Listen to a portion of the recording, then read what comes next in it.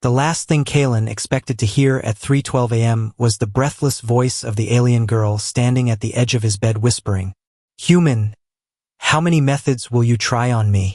And what did you mean, from behind?" He choked on air.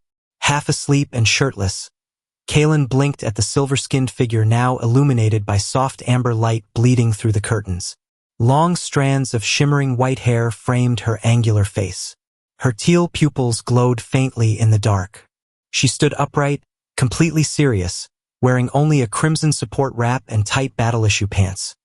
Military standard for the Orkai Dominion, the interstellar empire that once wanted him dead. "Wait, Lyora?" he croaked, sitting upright in bed. "Why are you?" "I calculated for mating sequence at this cycle," she interrupted flatly, tilting her head like a curious predator. "I reviewed all 29 human behavioral guides. Your euphemisms are conflicting." Kalen's jaw dropped. This wasn't happening. He wasn't about to have the talk with the most dangerous warrior in the quadrant, who also happened to be his recent ally, bodyguard, and the very same woman who'd nearly gutted him 2 weeks ago in the sands of Krelv. Now she was in his room, at night, asking about methods. The war between humans and the Orkai had ended 6 months ago, but the scars still burned. Lyora, a bioengineered highborn of the Veil caste, had been gifted to Kalen after the ceasefire as part of a peace treaty. She hated the term. He hated it more. But somewhere between the last battle and today's breathless question, they had stopped looking at each other like enemies. Now this, "I think you misread something," Kalen muttered, running a hand through his dark hair. "And what do you mean, from behind?" She stepped closer. "You said that during hand-to-hand drills. You said, 'I'll get you from behind.' You winked. That's a pre-mating cue in human standard, according to Chapter 9. He groaned. "It means I was going to trip you during sparring. But it excited me." Kalen coughed violently. "That's not, Lyora, we don't just jump to it. Humans have, build-up affection. Dinner, maybe. I brought cooked meat. It's outside your door." This woman was going to kill him, not with blades but with directness. But this wasn't about lust. Not really. Lyora had been different lately, restless, tense. The fire in her was burning hot with something she couldn't name, and Kalen, as much as he fought it, knew the feeling too. They were dancing on the edge of something dangerous, and maybe inevitable. Still, a part of him remembered Krelv. 2 weeks earlier. Screaming skies, cracked red earth. The ruined city of Hithera fell to ash as Orkai rebels turned on their own. Kalen's unit was cut off, surrounded. Just when he thought they were dead, she came, slashing through 5 traders in under 10 seconds, covered in dust and blood. "Why did you save me?" he'd asked her afterward. "Because you asked me not to die," she'd said, then added almost too quietly. "And I wanted to obey." That's when it changed. That's when everything started to change. Now here she was, in his room, asking strange but sincere questions. And Kalen, human as he was, had no manual for this. He stood up slowly, still half in disbelief. "Look, Lyora, it's not about methods. It's about choice, trust, wanting to be with someone, not just mating tactics." Her silver brow furrowed. "So, I was not supposed to read 6 mating manuals?" He paused. "No, that's okay. Maybe don't only do that. I also hacked your private comms. Watched 17 hours of human cinema." "What?" She looked proud. "I now understand what a bad boy with a tragic past is." "Oh great. And I'm the test subject?" "Affirmative." Kalen laughed helplessly. "This is insane." But it wasn't. Not really. Somewhere between the laughter, the confusion, and the cultural chaos, something had started blooming between them. Not just attraction, but understanding. And maybe that's what scared him most. Because Lyora wasn't just a warrior or a diplomatic pawn. She was alive, intense, and honest in a way humans rarely dared to be. Her words weren't seductive, they were real. And Kalen had no defense left against that. Before he could respond, alarms blared across the estate. Lyora spun toward the window, already alert. Unknown vessels breaching orbital path. They're not coded to your Terran alliance. Kalen swore. Rebels? Here. Weapons on standby, she said, retrieving her arm plate from the dresser. He followed her to the window. A dark ship streaked through the sky, cutting clouds like a blade. That insignia, Kalen knew it well. The Crimson Shroud. A rogue Orkai war clan, rumored dead. If they were here, they weren't here for peace. They were here for Lyora. They want you, he said grimly. Then they will bleed, she replied. No more confusion. No more awkward talks. Tonight they fought side by side. The Crimson Shroud wasn't just an old rumor, they were a death sentence. The kind that whispered through abandoned outposts and ravaged border planets. Kalen had heard enough stories about them to know one thing. They never left witnesses. Outside, the estate's auto turrets powered to life, humming with barely contained energy. Lyora was already sliding her gauntlets onto her arms, the seams sealing with a faint click hiss of atmospheric pressure. She moved with calm precision, but her jaw was clenched. Kalen pulled his black tactical shirt over his head and grabbed the pulse pistol from beneath the mattress. How did they find you? I left no trace, she said without turning. But my DNA is unique. They want me either reclaimed or removed. Kalen cursed under his breath. Because you refused their call. I defected, she said, finally looking at him. For you. That landed heavier than the enemy ship descending outside. He froze. For me. I fought beside you, bled beside you, slept near your fire. And when the war ended, I stayed. It was not strategy, human. It was choice. Kalen stared into those glowing eyes, throat dry. Lyora was carved from battlefield flame and Orkai pride, but this was vulnerability. He didn't have time to respond before the walls shook. A sonic blast rattled the reinforced windows, and the lights dimmed. They're using waveform cannons. Trying to disable our systems, Kalen muttered. We must move, she said, snapping her neck to the side. My body armor is incomplete. I'll need cover. You're not allowed to die, unless it is in a mutual blood pact. Comforting, he muttered, but he grabbed his rifle and nodded. Let's go. They slipped into the corridor just as another tremor shook the foundation. Outside the estate's blast doors, 3 of Kalen's old squadmates were already forming a line. Vara, Henth, and old Captain Rigger. Rigger grunted when he saw Kalen. Knew you'd find trouble with a Dominion stray in your bed. She's the reason we're still alive, Kalen shot back. She saved me on Krell V. Rigger frowned, but nodded. Then let's hope she can do it again. Crimson Shroud's landing 6 clicks north. We've got 10 minutes, tops. Less, Lyora said, tapping into a hollow display embedded in her gauntlet. They've deployed atmospheric disruptors. They're choking the local grid, then they'll hunt. Fast and efficient. Then we beat them at their own game, Kalen said. Minutes later, the team rode hoverbikes through the pine valley below the estate. Smoke was already rising in the distance, black and heavy, curling toward the stars. Lyora rode just ahead of Kalen, her long hair snapping like a comet trail behind her. Your people are known for strategy, she shouted above the wind, and yours for chaos. Then together we are lethal. A smirk curled on Kalen's lips. They crested a ridge and saw them. The Crimson Shroud. A warband of at least 12, armored in red-veined obsidian plating, weapons glowing sickly green. At the center was a towering brute with jagged tusks and silver facial markings. Kalen recognized him instantly. Varlith, he growled. Her old commander. Lyora's voice dropped into something low and sharp.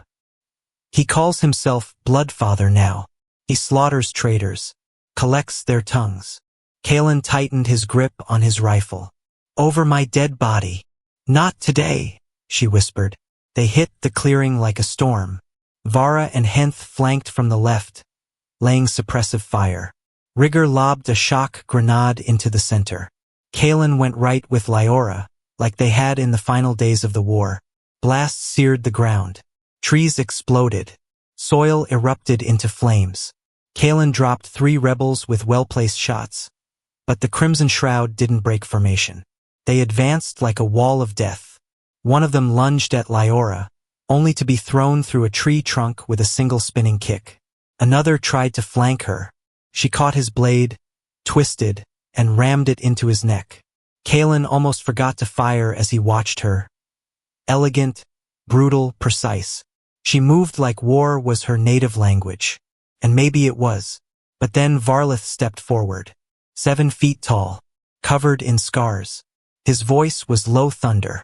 "You chose filth, Lyora," he growled in the Orkai tongue. "A human of all things." Kalen raised his rifle. "Yeah? And you chose extinction." Varlith didn't even flinch. "You are prey. A soft-bodied parasite." "Still standing, aren't I?" Kalen sneered.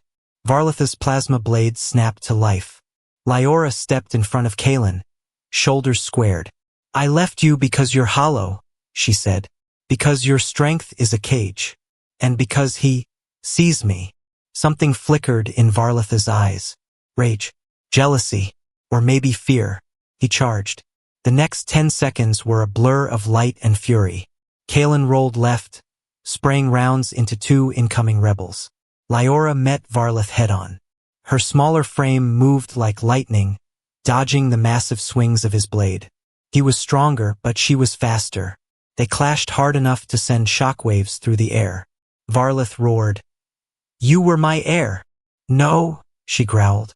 "I was your weapon."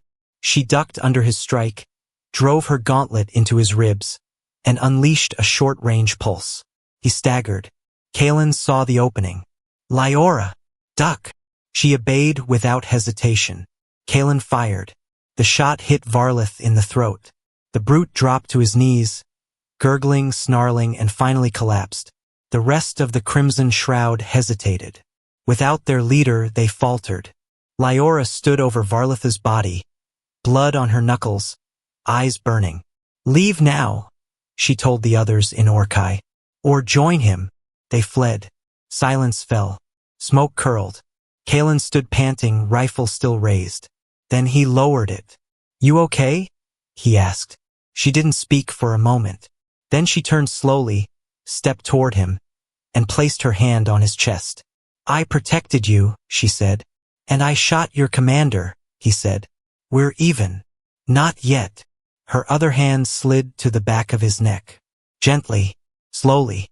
The fight was over, but the storm between them wasn't. Their foreheads touched. Breath mingled. Then she whispered, "Maybe now. We discuss more of your methods." Kalen grinned. "After we clean up."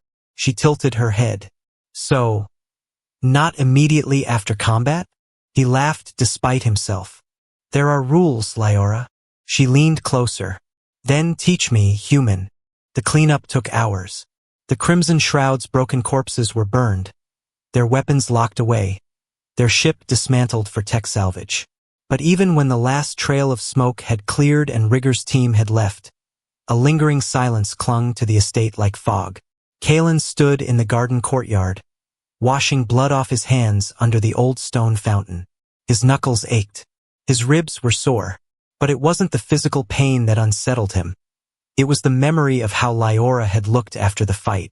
Not triumphant, not proud, but hollow, quiet. Behind him, she stood near the flowering archway of lumavine trees, her white hair streaked with ash, her armor singed. Her teal eyes stared into nothing.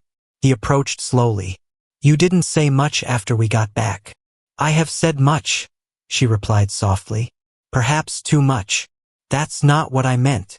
She turned toward him. There was a faint twitch in her jaw, something fragile trying not to shatter. "He was family," she whispered. "Twisted, broken. But once, before I knew better, I called him kin." Kalen said nothing, just stood beside her in the moonlight. Finally, she asked, "Do you regret saving me?" He turned his head sharply. "Is that a real question?" "Yes." "Then no. Not once. Not even when you nearly broke my wrist in sparring. Or when you tried to bite me during that strategy argument. You suggested we surrender a ridge. I thought it was a dominance play. It was tactical, Lyora. I see that now, she said, the corners of her lips curling, just barely. You are full of strange instincts, human, but you never abandon those who trust you. She stepped closer. That is rare. Among any species. He swallowed thickly. You're not just someone I trust, Lyora. You're. His words caught. Because what was she?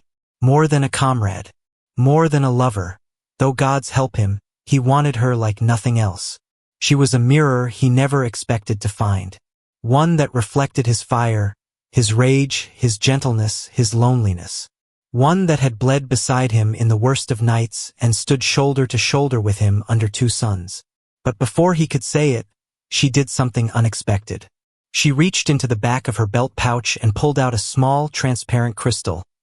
A memory shard, humming with dormant data. What's that? I retrieved it from Varlatha's armor, she said. Before we burned the body. Kaelin stiffened. You think he was tracking you? No, she said grimly. He was tracking something else. She handed the shard to him. As soon as it touched his palm, the crystal flared to life. A hollow projection appeared in the air, flickering with static, then resolving into the image of a ruined laboratory. Human bodies, alien bodies, dozens, all strapped to beds. Kaelin's stomach clenched. What is this? Lyora's voice lowered.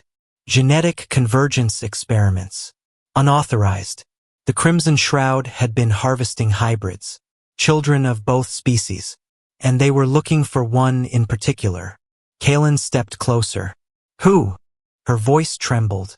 Me. He turned to her, stunned. You're part human? No. But I carry the lost bloodline of the Jinkari, our forgotten caste of peacekeepers. And it can bind with yours. That's why Varlath wanted me. Not just for betrayal, but for reproduction. Genetic weaponry masked as diplomacy. Kaelin felt the weight of her words slam into his chest. All this time, he thought they were just two veterans trying to survive the ruins of a war. But now he understood. They were pieces on a board far larger than he imagined. They would use us, she said, voice breaking, as breeding stock, weapons disguised as lovers. He stepped forward and gently cupped her cheek. Then we won't be used, he said. We choose our path. Together. She stared at him, those teal eyes searching. Then she leaned forward, and this time it wasn't a question. It was a kiss. Soft. Raw. Real. Kaelin melted into her, arms wrapping around her waist, pulling her against him.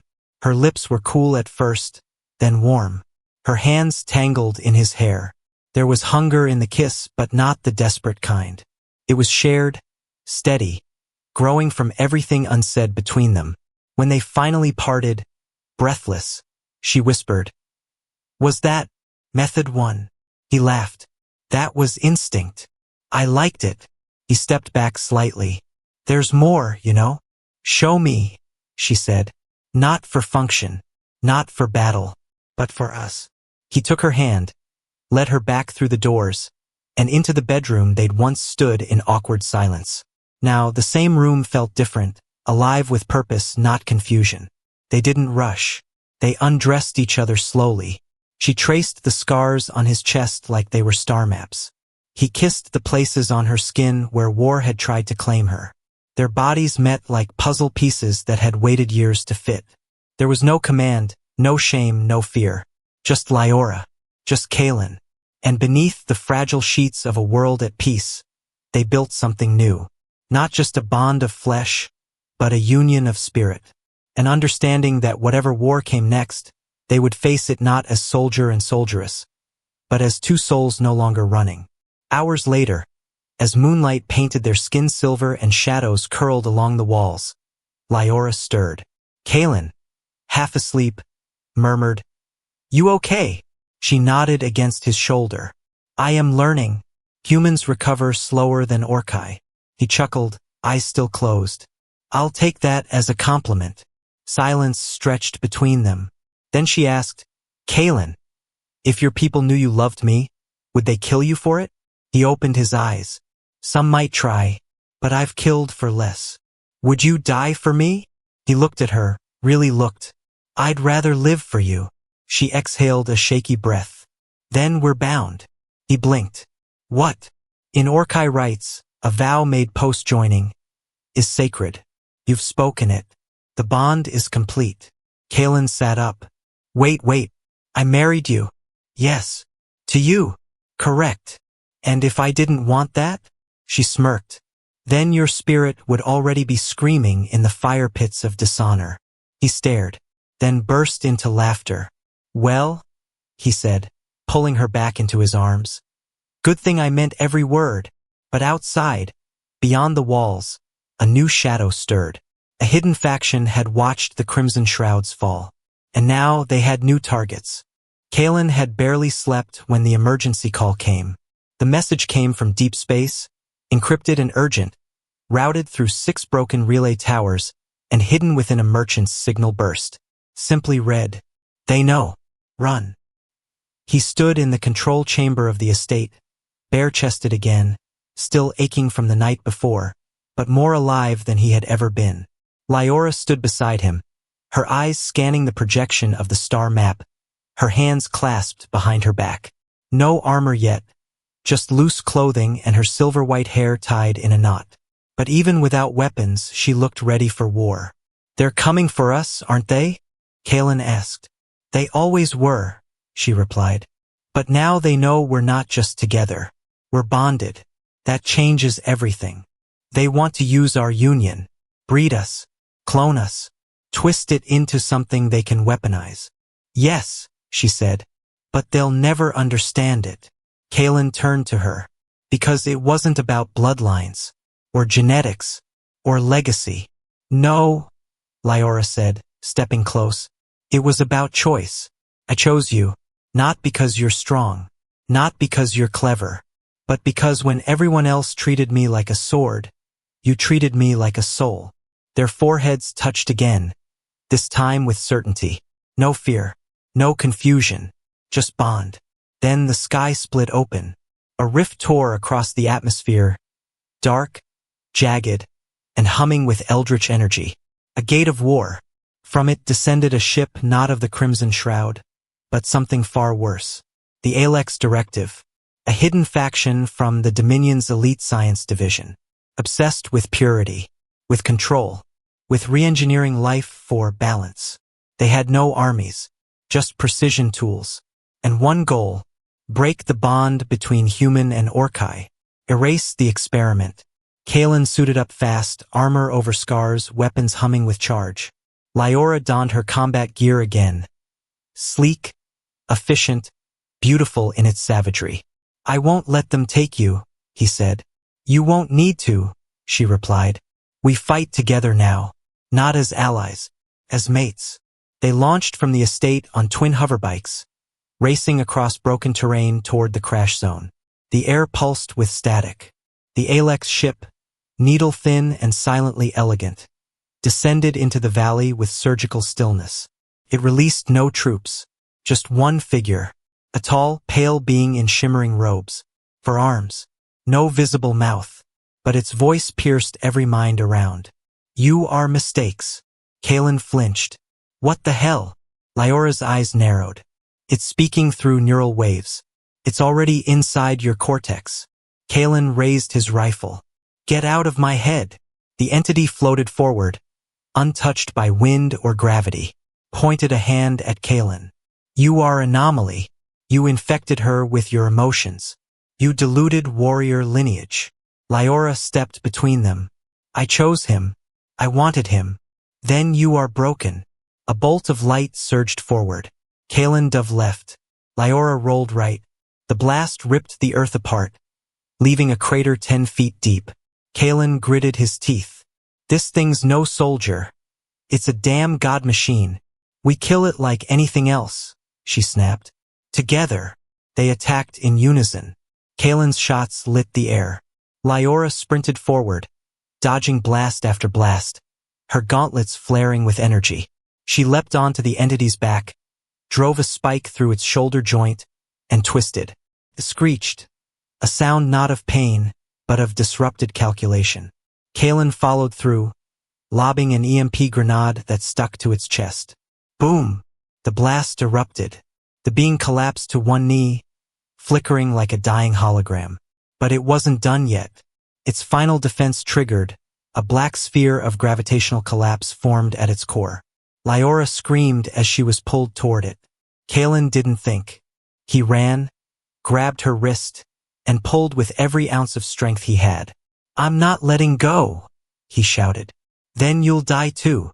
"I meant what I said." Her eyes met his. Fear, love, fire. And then she activated her gauntlet's failsafe, overloading her entire suit's energy core. The explosion was blinding. The collapse reversed. And then, silence. Smoke drifted. The sky was torn but recovering. The Alex entity was gone. Its shell cracked, data corrupted, nothing but a shattered husk. Kalen lay on his back, blinking up at the stars.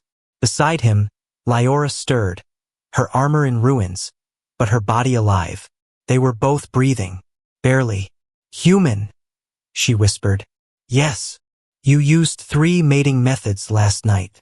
He smiled. "You kept count. I have a list. Want to add a 4th? She laughed. Truly laughed. For the first time since the war. "Later," she said, curling beside him in the grass. "After the universe leaves us alone for 5 damn minutes." Kalen reached up and pointed at the stars. "You know what I see? Home. No. Adventure. Ours." She turned her head to him. "Will you still choose me when I'm old and slow?" "You'll never be slow. And if the stars burn out, then we'll light our own."